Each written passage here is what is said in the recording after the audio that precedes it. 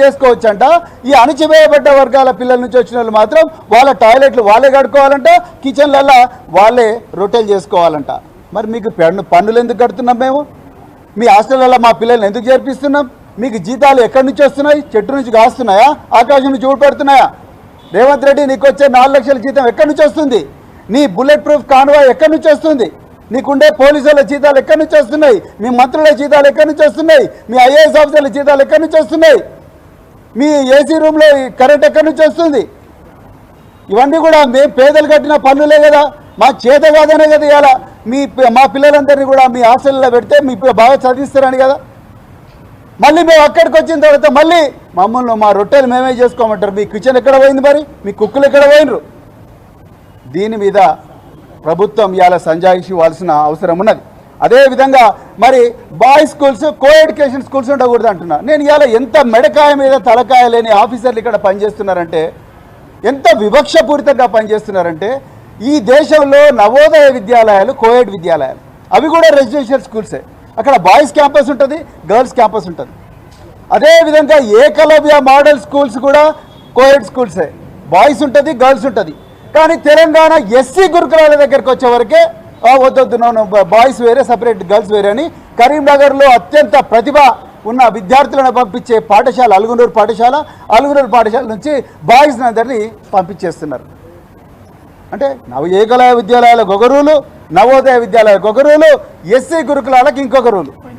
Fine arts schools కూడా అంతే. Fine arts schools KCR గారు ఆ రోజు ఈ పిల్లలు ఎందుకు ఫిలిం సిటీలో ఉండకూడదు, ఈ పిల్లలు మరి సినిమా యాక్టర్లు ఎందుకు కాకూడదు, దేవిశ్రీ ప్రసాద్ లాగానో, ఎస్పి బాలసుబ్రహ్మణ్యం లాగానో, ఒక చిత్ర లాగానో, ఒక సుశీల లాగానో వీళ్ళు కూడా ఒక గాయకులుగా ఎందుకు మారకూడదు, ఒక సినిమా డైరెక్టర్గా ఎందుకు మారకూడదు, ఒక సినిమా యాక్టర్గా ఎందుకు మారకూడదు, మ్యూజిషియన్స్గా ఎందుకు మారకూడదు అని చెప్పి ప్రతిష్టాత్మకమైన రీతిలో మల్కాజ్గిరిలో సోషల్ వెల్ఫేర్ మరి ఫైన్ ఆర్ట్స్ స్కూల్ పెడితే అందులో నుంచి విద్యార్థులందరినీ, బాయ్స్ని అందరినీ కూడా పంపించేసింది. నీకు బాయ్స్ అండ్ గర్ల్స్ కలిసి చదువుకుంటే అన్ని జాగ్రత్తలు తీసుకొని మేము నడిపించలేదా? స్కూల్స్, నవోదయ విద్యాలయాలు నడిపిస్తలేవా? ఏకలవ్య మోడల్ స్కూల్స్ నడిపిస్తలేవా? కేంద్రీయ విద్యాలయాలు నడిపిస్తలేవా? కేవలం ఎస్సీ గురుకులాల విషయానికి వచ్చేవరకే ఎందుకు ఈ వివక్ష? ఒక్కసారి ఆలోచించండి. అదేవిధంగా ప్రతిష్టాత్మకంగా దేశంలోనే ఆర్మ్డ్ ఫోర్సెస్ సైనిక కళాశాల మా అమ్మాయిల కోసం పెట్టిండ్రు. భువనగిరిలో అమ్మాయిల కోసం సైనిక కళాశాల పెడితే ఇవాళ అది మూతపడ్డది మిత్రులారా. సైనిక కళాశాల మూతపడ్డది. సైనిక కళాశాలలో అమ్మాయిలు చదువుకుంటే రేపు మీరు కాపురాలు ఎట్లా చేస్తారని అడుగుతున్నారు అధికారులు. అంటే అమ్మాయిలు కాపురం చేయడం కోసమే స్కూల్కి పోవాలన్నా, కళాశాలకు పోవాలన్నా? అమ్మాయిలు ఆఫీసర్లు కాకూడదా? అమ్మాయిలు ఐపీఎస్ కాకూడదా? అమ్మాయిలు ఆర్మీలో కల్నల్ కాకూడదా? మొన్ననే మనం చూసినాం కదా, ఆపరేషన్ సింధూర్ సమయంలో మరి ఒక ఆర్మీ ఆఫీసర్ అధికారిని 2 మహిళలే కదా, వాయు సింగ్ అనే అమ్మాయి, తర్వాత కురేషి అనే అమ్మాయి, వాళ్ళలాగా మా బిడ్డలు కావాలని మేము అనుకోవడం తప్ప ఇలా ఆ కాలేజ్ బంద్ చేసింది.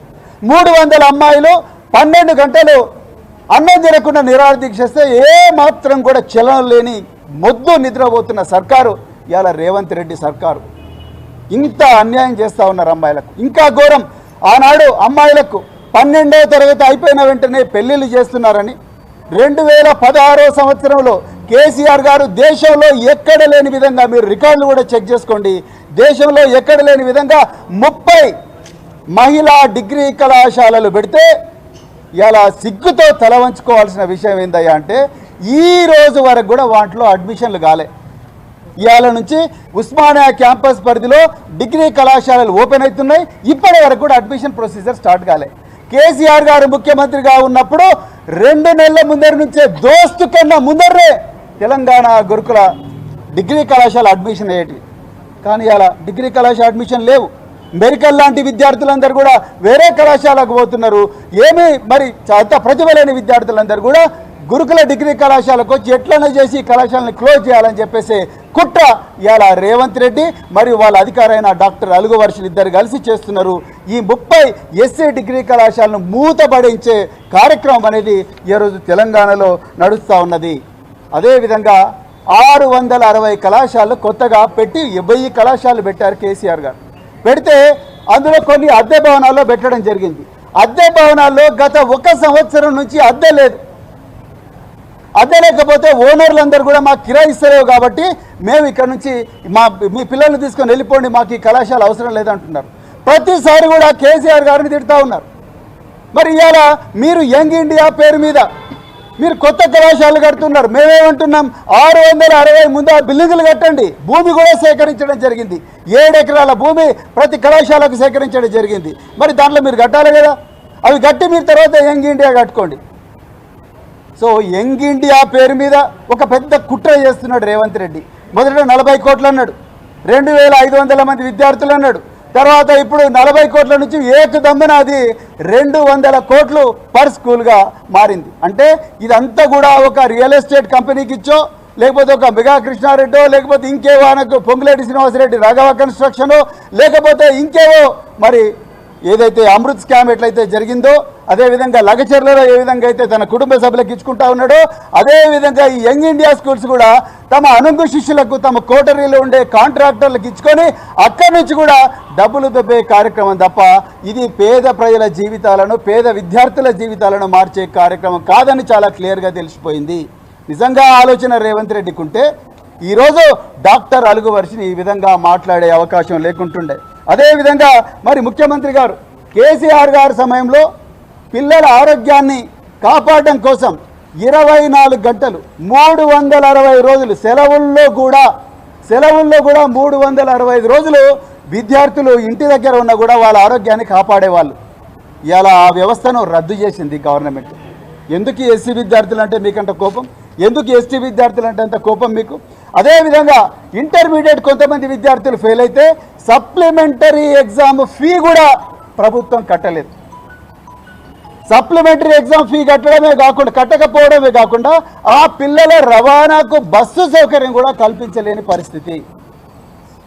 సో కొంతమంది తల్లిదండ్రులు మినిస్టర్ దామోదర్ రాజనరసింహ గారి దగ్గరికి పోయి, అయ్యా ఇట్లా మరి మాకు సప్లిమెంటరీ కూడా ట్రాన్స్పోర్ట్ లేదంటే ఆయన ఫోన్ చేస్తే కూడా స్పందించని పరిస్థితిలో ఇవాళ తెలంగాణ గురుకులాలు ఉన్నాయి. ఒక్కసారి మీడియా మిత్రులందరూ కూడా, తెలంగాణ ప్రజలందరూ కూడా గమనించాలి. ఈ పిల్లలకు పాలన మరి టీచర్లు చేయలేరు, టీచర్ల మీద భారం ఎక్కువగా ఉన్నదని చెప్పి ఆనాడు ఉన్న బడ్జెట్లోనే అసిస్టెంట్ కేర్ టేకర్ అనే ఒక పదవిని సృష్టించి 260 మంది అసిస్టెంట్ కేర్ టేకర్లు నియమించి వాళ్ళని స్కూళ్ళల్లో పెట్టి ఉదయం 6 గంటల నుంచి రాత్రి 10 గంటల వరకు డైనింగ్ హాలు, కిచెను, టాయిలెట్స్, ఈ మెయింటెనెన్స్ అంతా కూడా వాళ్ళ చేతికి అప్పగిస్తే ఒక్క దెబ్బకు ఆ 260 మందిని తీసేసింది అలుగు వర్షిని. రేవంత్ రెడ్డి మీకు ఈ విషయం తెలుసా? మీకు తెలియకుండా జరుగుతుందా ఈ విషయం?